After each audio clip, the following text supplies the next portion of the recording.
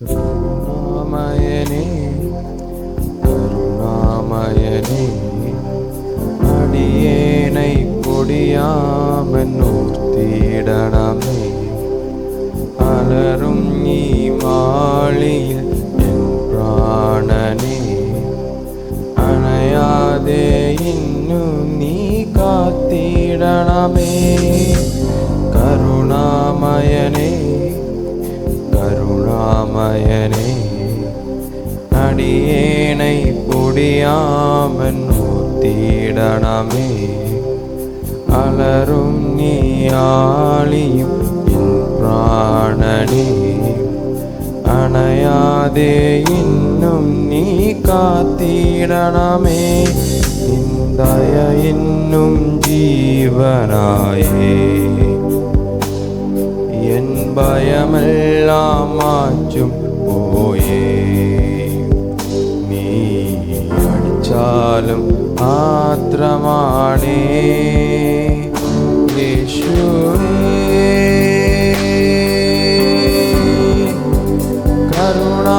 கருணாமயனே இயேசுவே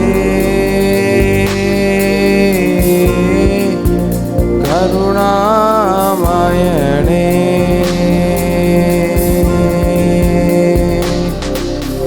கருணாமயனே கருணாமயனே യേശുവേ നീ എൻ്റെ ഉദനിധിയേ എന്നെ അതന്യനായി കാത്തിടുന്ന നിൻ സ്നേഹം ഒരു ദിവ്യ ജ്വാലയാണേ നിന്നെ അനുപമിക്കാൻ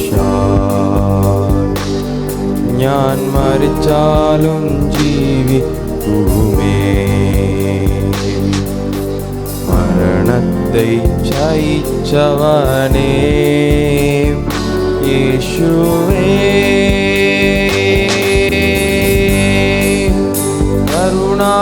കരുണാമയനേ യേശുവേ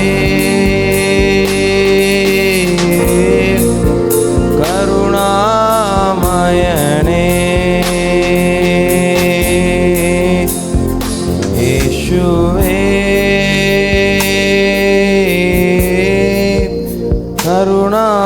கருணாமயனே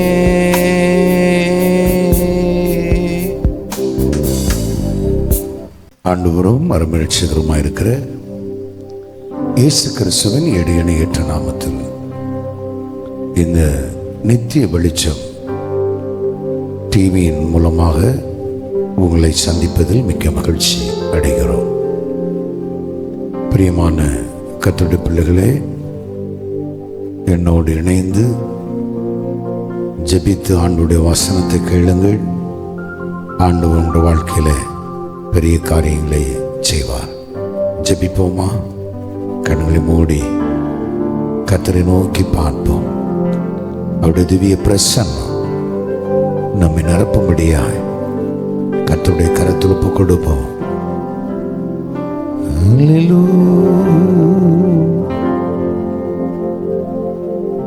மறவாமல் நினைத்தீரையா,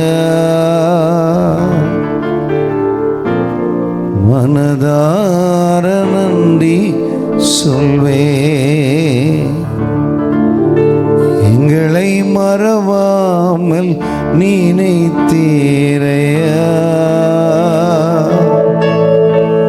மனதார நன்றி சொல்வே. இரவும் பகலும் என்னை நினைத்து இதுவரை நடத்தினீரே. இரவும் பகலும் என்னை நினைத்து இதுவரை நடத்தினீரே. நன்றி நன்றி கோடி கோடி நன்றி. நன்றி நன்றி கோடி நன்றி தடைகளை உடைத்தீரையா தள்ளாட விடவில்லையே தடைகளை உடைத்தீரையா தள்ளாட விடவில்லையே சோர்ந்து போன நேரமெல்லாம் தூக்கி என்னை சுமந்து தேற்றினீரே சோர்ந்து போன நேரமெல்லாம் தூக்கி என்னை சுமந்து வாக்கு தந்து தேற்றினீரே நன்றி நன்றி கோடி கோடி நன்றி நன்றி நன்றி கோடி கோடி நன்றி மறவாமல் நினைத்தீரையா மனதார நன்றி சொல்வே என்னை மறவாம் நினைத்தீரையா மனதார நன்றி சொல்வே எபினேச நீர்தானையா இதுவரை உதவி நீரே எபினேச நீர்தானையா இதுவரை உதவி நீரே எல்ரோயி எல்ரோயி எனையும் கண்டீரே எப்படி நான் நன்றி சொல்வே எல்ரோயி எல்ரோயி எனையும் கண்டீரே எப்படி நான் நன்றி சொல்வே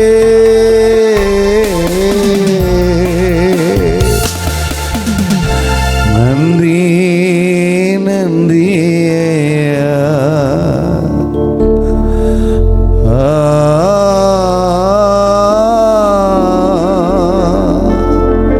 கோடி கோடி நன்றி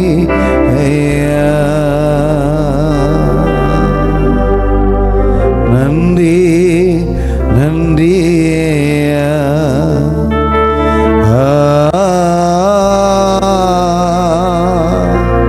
கோடி கோடி நன்றி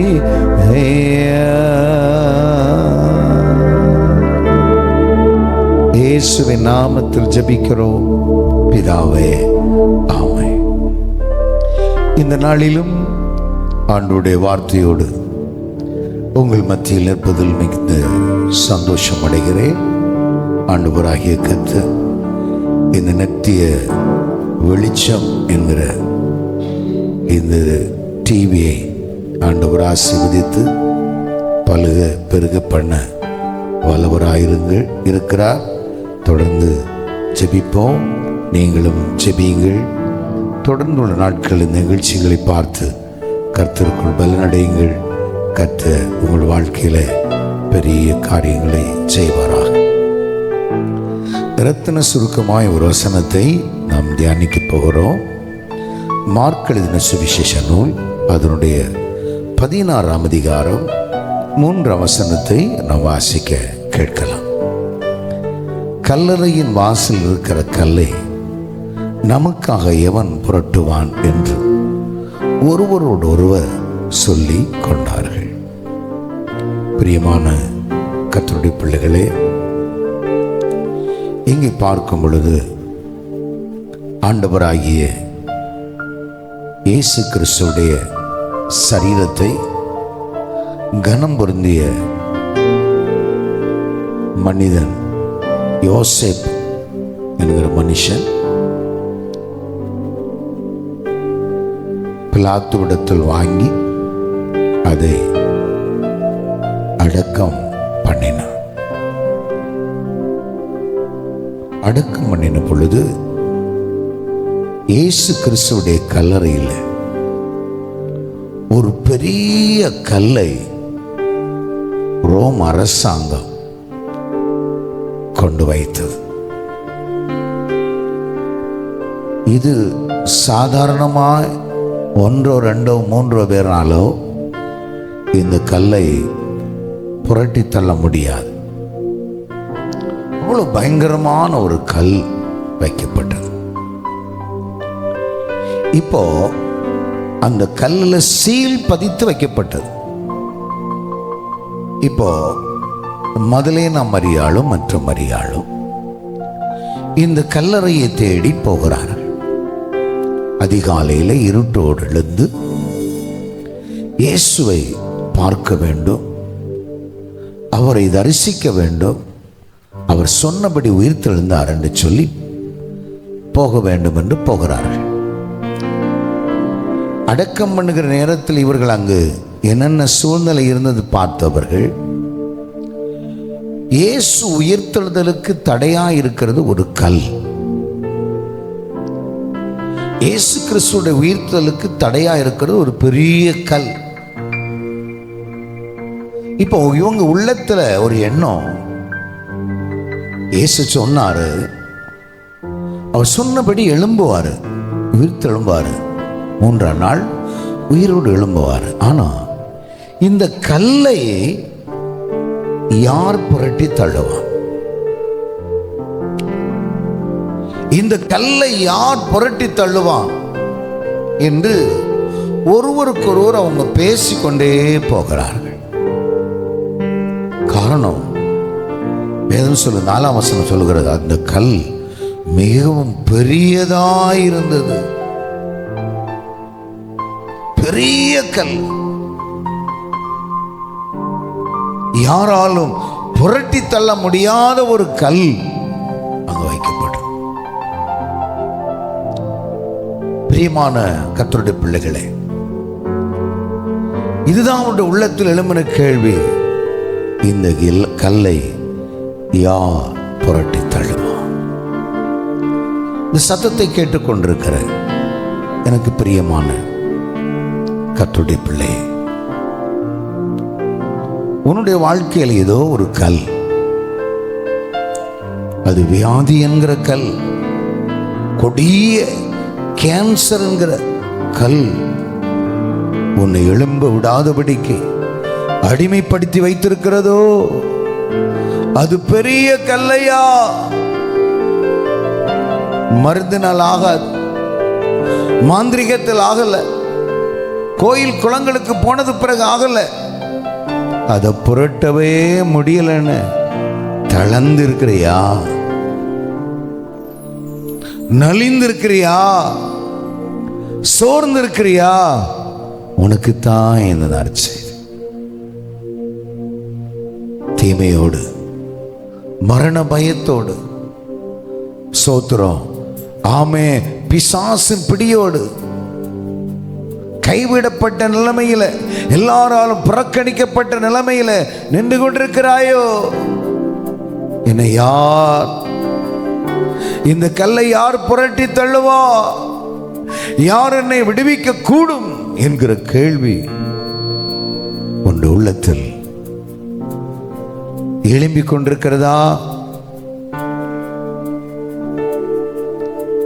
நெருக்கடி, பல சூழ்நிலை நெருக்கப்படுது, குடும்பத்தாரால் நெருக்கப்படுகிற, சொந்த பந்தங்களால் நெருக்கப்படுகிற, தேசத்தார் நெருக்கப்படுகிற இந்த கல்லை புரட்டி தள்ளுவதற்கு, உதவி செய்வதற்கு யாரும் இல்லை என்று எண்ணிக்கொண்டிருக்கிறாயோ?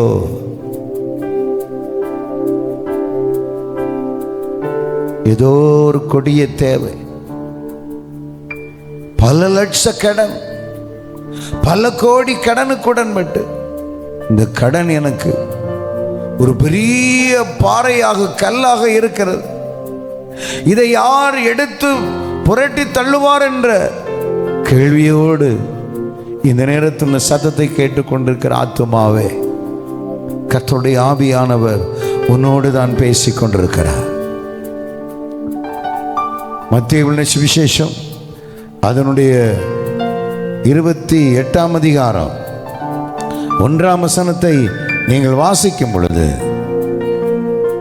அப்பொழுது பாருங்க, ஸ்தோத்திரம், அப்பொழுது பூமி மிகவும் அதிரும்படி கர்த்தருடைய தூதன் வானத்தில் இறங்கி வந்து வாசல் இந்த கல்லை புரட்டி தள்ளி அதன் மேல் உட்கார்ந்தான். பார்த்தீங்களா? இது சாதாரண மனுஷங்களால் அந்த கல்லை புரட்ட முடியாது. உன்னை பிடித்திருக்கிற, உன்னை வாழ்க்கை வதட்டி கொண்டிருக்கிற இந்த கல்லை அவர்களால் புரட்டி தள்ள முடியாது. உன் தேவனாகிய கர்த்தர், பிதாவாகிய தேவன் தூதர்களுக்கு கட்டளையிட்டார். தூதன் வானத்திலிருந்து சடிதியா இறங்கினார். இறங்கி வந்து அந்த பெரிய கல்லறையில் வைக்கப்பட்ட, இயேசுவின் கல்லறையில் வைக்கப்பட்ட அந்த கல்லை புரட்டி தள்ளினார். அந்த கல்லை புரட்டி தள்ளினார். இயேசு உயிரோடு எழுந்தார். பிரியமான கர்த்தருடைய பிள்ளையே, உன்னுடைய வியாதி என்கிற கல்ல, தேவை என்கிற கல்ல, பிசாசின் போராட்டம் என்கிற கல்ல, மனநோய் என்கிற கல்ல, ஸ்தோத்திரம், நெருக்கடி என்கிற கல்ல, சிறையிருப்பு என்கிற கல்ல புரட்டி தள்ளுவதற்கு யாரும் இல்லை என்று சொல்லிக் கொண்டிருக்கிற கல்ல புரட்டி தள்ள தேவனாகிய கர்த்தராகிய இயேசு கிறிஸ்து தம்முடைய தூதனை உனக்காக அனுப்பி அந்த கல்லை புரட்டி தள்ளுகிறார். எதுக்கு தெரியுங்களா? இந்த கல் புரட்டப்பட்டால்தான் இயேசு உயிர் தள்ள முடியும். உன்னுடைய வாழ்க்கை இருக்கிற கல் அகற்றப்பட்டால்தான் நீ உயிர் பெற்று மனுஷனாய் வாழ முடியும். உனக்குள் இருக்கிற இருள், உனக்குள் இருக்கிற பயம், உனக்குள் இருக்கிற போராட்டம், உனக்குள் இருக்கிற தேவை, உனக்குள் இருக்கிற மனக்குழப்பம், உனக்குள் இருக்கிற நம்பிக்கையற்ற தன்மைகள் மாறி நீ ஒரு புதிய ஜீவனை பெற்று ஒரு புதிய சிருஷ்டியாய் வாழ்ந்து தேவனுடைய சித்தம் செய்வதற்கு ஏதுவாயிருக்கும். பிரியமான கர்த்தருடைய பிள்ளைகளே, பார்த்தீங்களா? அந்த கல் அகற்றப்பட்டது. உங்களுடைய உள்ளத்தில் இந்த கேள்வி, இந்த கல்லை யார் அகற்றுவான்? இயேசு. லாசருடைய யோவான் 11ஆம் அதிகாரத்தில் வாசிக்கும் பொழுது, அதனுடைய 35 45 வசனங்கள் வரை வாசிக்கும் பொழுது அங்கு சொல்லப்பட்டிருக்கிறது. இயேசு சொல்றார், லாசருடைய கல்லறையில் நின்று லாசருவே, ஆமே, அவன் ஜனத்தை பார்த்து சொல்றாரு, கல்லை அகற்றுங்கள், எழும்ப முடியாதபடி கல். அது ஒரு பாரம்பரியமிக்க கல். உங்க வாழ்க்கையிலும் ஆவிக்குரிய வாழ்க்கையில நீங்க எழும்ப விடாதபடிக்கு உங்களை கட்டி வைத்திருக்கிற சில பாரம்பரிய கல், சில மாம்சிக கல், உலக சிற்றின்பம் என்கிற கல், அந்த கல்லை அகற்றுங்கள். இயேசு உங்களை விடுவிக்க, உங்களை உயிர்ப்பிக்க வல்லவராயிருக்கிறார். கல்லை அகற்றுங்கள் என்று சொன்ன பொழுது, கல் அகற்றப்பட்ட அந்த மாத்திரத்தில் இயேசு லாசருவே வெளியே வா என்று சொல்லுகிறார். மரித்த லாசரு 4 நாளாய் நாருமே என்று சொன்ன லாசருடைய சரீரம் உயிர் பெற்று உயிரோடு எழுந்தது. உயிரோடு எழுந்தது. உயிரோடு எழுந்தது. அந்த இயேசு உங்களை உயிர்ப்பிப்பதற்கு வல்லவராக இந்த நேரத்தில் உங்கள் நடுவில் வந்திருக்கிறார்.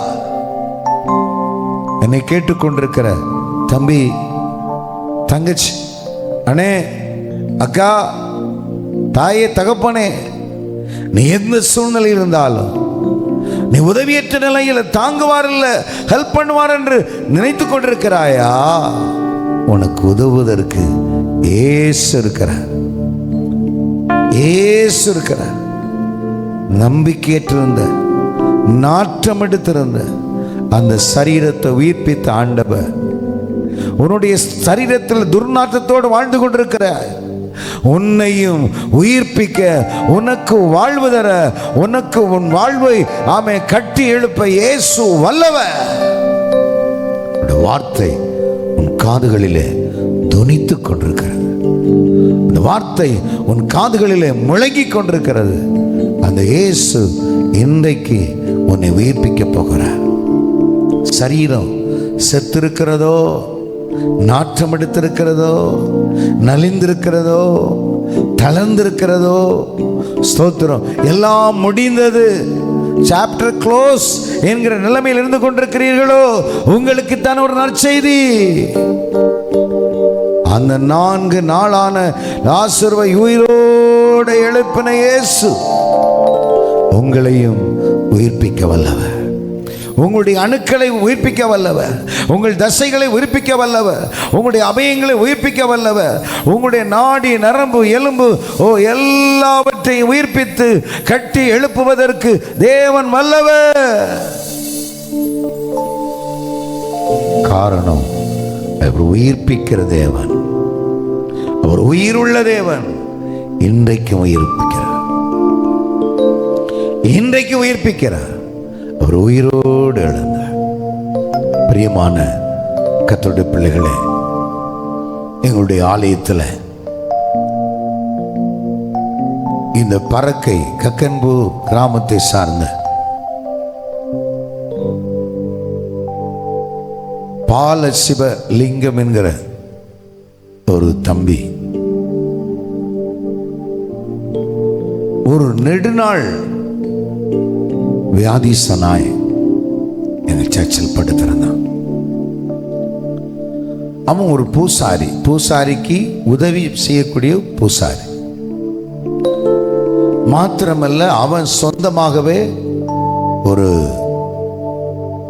விக்கிரகத்தை வச்சு அந்த விக்கிரகத்துக்கு அவன் பலி செலுத்துகிற பையன்.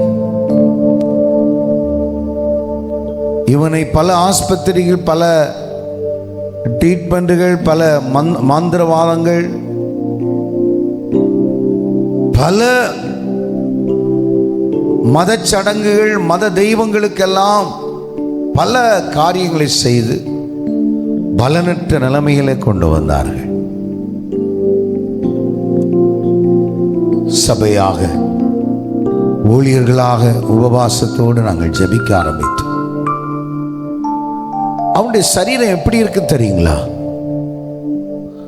அவனுடைய சரீரம் திடீரென்று உலர்ந்து போகும். அப்படின்னா அந்த சரீரத்திற்கிற மாம்சம் மொத்தம் இல்லாம போயிடும். அவனுடைய சரீரம் எல்லும் நரம், எலும்பு மாத்திரம் எலும்பு கூடு போல, எலும்பு கூடு மனுஷனை போல ஒரு தோரணையில் படுத்திருப்பான். அவனுடைய சரீரத்தில் மூடப்பட்டிருக்கிற ட்ரெஸ்ஸில் கை வச்சா அவ்வளவு சத்தம் போட்டு அழுவான். இரவெல்லாம் தூக்கம் இல்லை. நெடுநாளா நாங்கள் ஜெபித்துக் கொண்டிருந்தோம். பிரியமான கர்த்தருடைய பிள்ளைகளே, நாள் ஒன்று வந்தது, கர்த்தருடைய வேளை வந்தது. சபையா நாங்கள் ஜெபித்தோம். கர்த்தராகிய தேவன்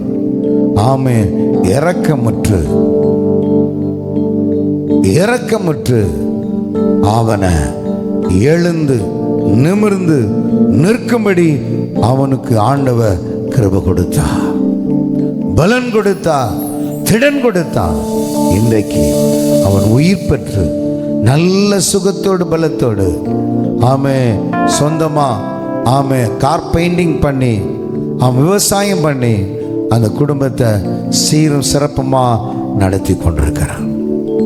இந்த வார்த்தையை கேட்டுக்கொண்டிருக்கிற என் அன்பு தேவ பிள்ளையே, நீயும் இதை போல ஒரு மரண பயத்தோடு இருந்து கொண்டிருக்கிறாயோ?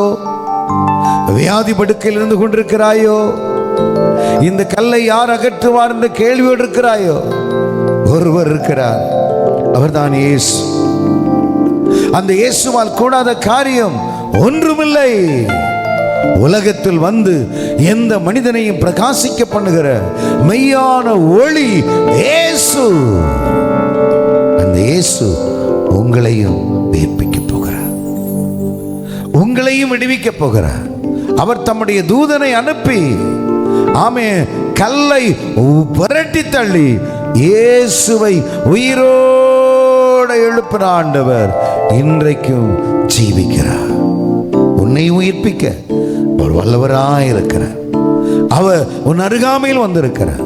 உண்மையா இந்த மதலேனா மரியாளை போல இயேசுவை பார்க்க வேண்டும், அவரை தரிசிக்க வேண்டும் என்று ஆவலும் தாகமும் வாஞ்சையும் இருப்பாயனால் இன்றைக்கு அந்த இயேசு உன்னையும் சந்தித்து உன்னை ஆசீர்வதிப்பதற்கு வல்லவராயிருக்கிறார். கர்த்தர் நம்முடைய வாழ்க்கையில பெரிய காரியங்களை செய்வதாயிருக்கும். கண்களை மூடுவோமா, ஆண்டவரை நோக்கி பார்ப்போமா. அல்லேலூயா. கூடாதது எதுவும் இல்லை, உம்மால் கூடாதது எதுவும் இல்லை. கூடாதது எதுவும் இல்லை, உம்மால் கூடாதது எதுவும் இல்லை. அகிலம் அனைத்தையும் உண்டாக்கி ஆளுகின்றேன், அகிலம் அனைத்தையும் உண்டாக்கி ஆளுகின்றேன். கூடாதது எதுவும் இல்லை, உம்மால் ஆகாதது எதுவும் இல்லை. ஆகாதது எதுவும் இல்லை, உம்மால் ஆகாதது எதுவும் இல்லை. அகிலம் அனைத்தையும் உண்டாக்கி ஆளுகிறேன், அகிலம் அனைத்தையும் உண்டாக்கி ஆளுகிறேன். ஆகாதது எதுவும் இல்லை, உம்மால் ஆகாதது எதுவும் இல்லை. ஆகாதது எதுவும் இல்லை, உம்மால் ஆகாதது எதுவும் இல்லை. துதி செய்ய தொடங்கியது எதிரிகள் தங்கள் வெட்டுண்டு மடியச் செய்தி. துதி செய்ய துவங்கிய எதிரிகள் தங்களுக்குள் வெட்டுண்டு மடியச் செய்தி. உம்மாலாகும் எல்லாமாகும், உம்மாலாகும் எல்லாமாகும்.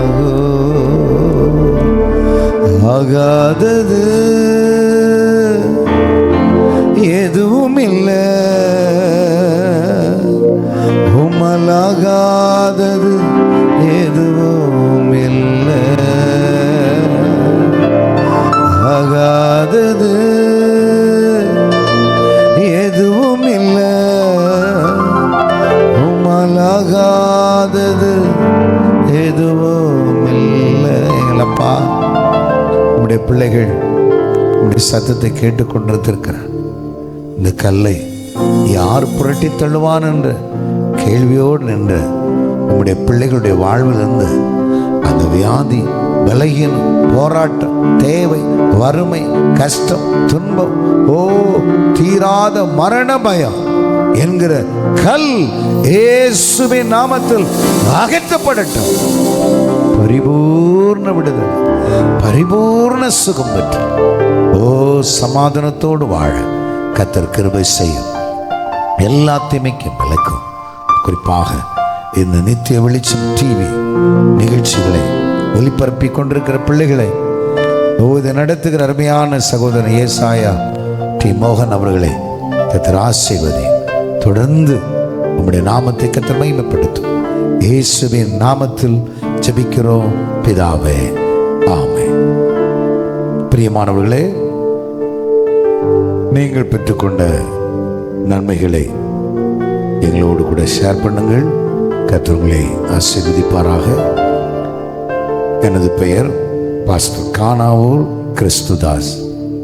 எங்கள் ஊர் மாத்தூர் தொட்டில்பாலம் சமீபம் உள்ள கானாவூர் முதலாறுங்கிற பகுதி. அங்கே இயேசு சுகமளிக்கிறார் எழுப்புதல் சபை ஒன்றை நடத்தி கொண்டிருக்கிறோம். கிளை ஊழியங்கள் தென்தாமரைக்குளம், தூத்துக்குடி, எத்தலப்ப நாயக்கன்பட்டி ஆகிய இடங்களிலே சபை ஊழியமும், அதைத் தொடர்ந்து எல்லாம் இயேசுவே கிராம ஊழியத்தை செய்து கொண்டிருக்கிறோம். எங்களுக்காகவும் ஜெபித்துக் கொள்ளுங்கள். கர்த்தர் உங்களை ஆசீர்வதிப்பார். God bless you. Thank you.